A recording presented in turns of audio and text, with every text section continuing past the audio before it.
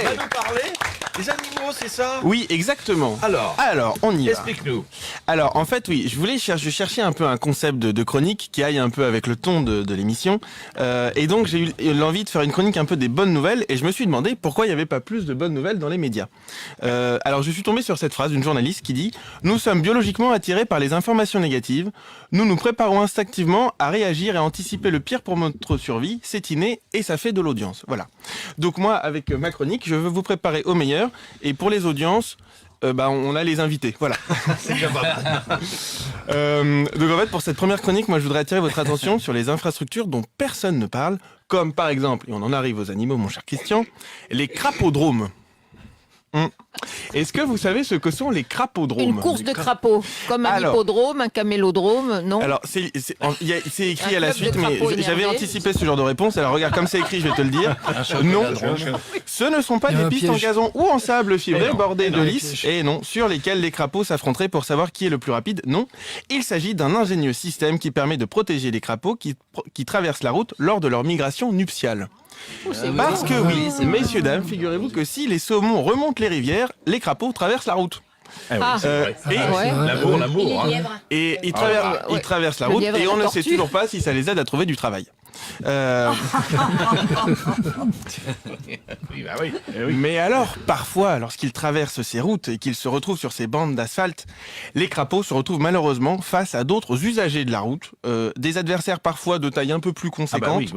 Et lorsqu'ils voient le SUV arriver, le crapaud a un réflexe, c'est qu'il s'immobilise et se gonfle pour impressionner l'ennemi. Voilà. Malheureusement, comme vous en doutez, compte tenu du rapport de force inégal, et malgré tous ces efforts d'intimidation, l'issue est souvent tragique et les crapauds finissent en tartare. Voilà. Un tartare, Ça de crapaud, je connais pas. Ça, je connais pas. Et un tartare, et bouclant ainsi de manière très prématurée le cycle de la vie du crapaud. Tétard, crapaud, tartare. Voilà. On est sur de la phonétique. On avance. Très bien. Et donc là où je veux en venir, parce qu'à la base c'est quand même un journal de bonnes nouvelles, c'est que depuis peu, les crapauds disposent de leurs propres infrastructures pour traverser et évitent ainsi ces rencontres malheureuses. Donc en fait, c'est des dispositifs ingénieux qui sont installés de part et d'autre de la route. Donc on met des espèces de palissades à crapauds le long de la route. Les crapauds longent la palissade jusqu'à essayer de trouver une petite faille dans le système. Et à ce moment-là, pile dans ces endroits où on pourrait s'y attendre, un genre de périph' avec des trous. Des périphes à crapauds avec des trous. Et en fait, les crapauds tombent dans les trous et passent la nuit dans ces trous qui sont plutôt des boîtes. Et le lendemain, des agents de l'ONF viennent ramasser les boîtes et font traverser la route aux crapauds. C'est ingénieux. Franchement, c'est C'est mignon ça. Alors, en fait, si on résume ça, c'est-à-dire que le crapaud, il se prépare à sortir pour trouver une partenaire avec laquelle il veut passer la nuit. Ah oui, il tombe dans un traquenard. Voilà. Il finit en boîte, qui plus est, boîte gratuite, sans videur ni reggaeton. Parce que nous aussi, on finit en boîte des fois, mais c'est pas pareil. Quoi. Et mais c'est l'idée de la chronique. Vraiment, il y avait un comparatif. On est sur un ressort comique. Ah oui, je vois ça. Donc, exactement. Donc, il s'apprête, il veut sortir.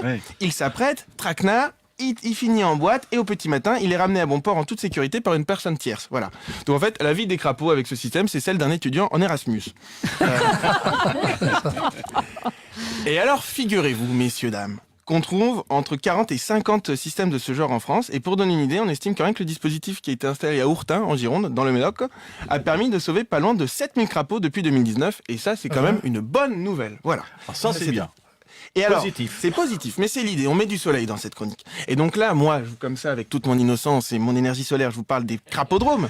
Mais il existe en France des milliers d'aménagements de ce type, exclusivement dédiés à la faune, comme par exemple des animavenues, des rampes anti-noyades, des passages à hérissons, des chiroptéroducs pour les chauves-souris, des écureuils-ducs pour les écureuils, des écoponts pour les écolos. Non, il en existe plein. Et alors, pour passer quelques-uns en revue, sachez par exemple que les chiroptéroducs, alors je suis devenu très très fort au Scrabble, sont des passerelles à chauves-souris destinées à éviter les collisions entre ces petits mammifères et les automobiles. Alors ceci dit, je me demande quand même si on va pas un peu trop loin en faisant des ponts pour des animaux qui volent. Mais bon, voilà, je dis juste ça comme ça. On peut aussi parler de la route du hérisson. Initiative commune, les hérissons. Une initiative commune entre la ville de Rouen et le groupe mammalogique normand que l'on salue. D'une part pour l'initiative et d'une autre parce que c'est pas tous les jours qu'on peut dire groupe mammalogique à la radio. Mais en fait, l'idée, c'est que avec la route du hérisson, c'est de mettre en place des passages entre des propriétés privées et publiques pour permettre le passage des hérissons de jardin en jardin. Pas mal. Astucieux. Mais ceci dit, sur la route du hérisson, moi je me dis, messieurs, dames, les Mongols ont conquis toute une partie de l'Eurasie au XIIIe siècle. ils ont conquis toute cette partie pour créer la route de la soie. Et nous, on fait des trous dans des grillages et des réunions de copropriété pour créer la route du hérisson. Voilà. Alors, il paraît que le bonheur, c'est la poursuite d'objectifs réalisables. Est-ce que ça raconte quelque chose de notre époque? Et je terminerai avec deux dernières idées. C'est aussi qu'il y a des écureuils au duc. Alors ça, c'est des espèces de passerelles à écureuils, mais c'est surtout le nom, en fait, moi, qui m'interpelle. Parce qu'on sent que l'idée, elle est dédiée au milieu sauvage, quand même. Mais je peux pas m'empêcher de penser que c'est un Parisien qui a inventé ce mot, vraiment. Parce que je me vois pas dans le sud-ouest, je vois personne dire bon alors en fait on était au CEP avec les collègues, il y avait Didier, parce qu'en fait il s'était mis le timbal hier à la tonne, et tu sais où on a trouvé les champignons gros comme ça? Eh ben au pied de l'écureuil au duc, dis donc. Non, ça marche pas, non, ça marche pas, hein. C'est pas crédible. Alors que par contre, si je vous dis j'ai déniché un petit éco-store où ils vendaient du chocolat bio du Nicaragua juste au pied de l'écureuil au duc. Là, c'est mieux, on est d'accord. Là, ça passe.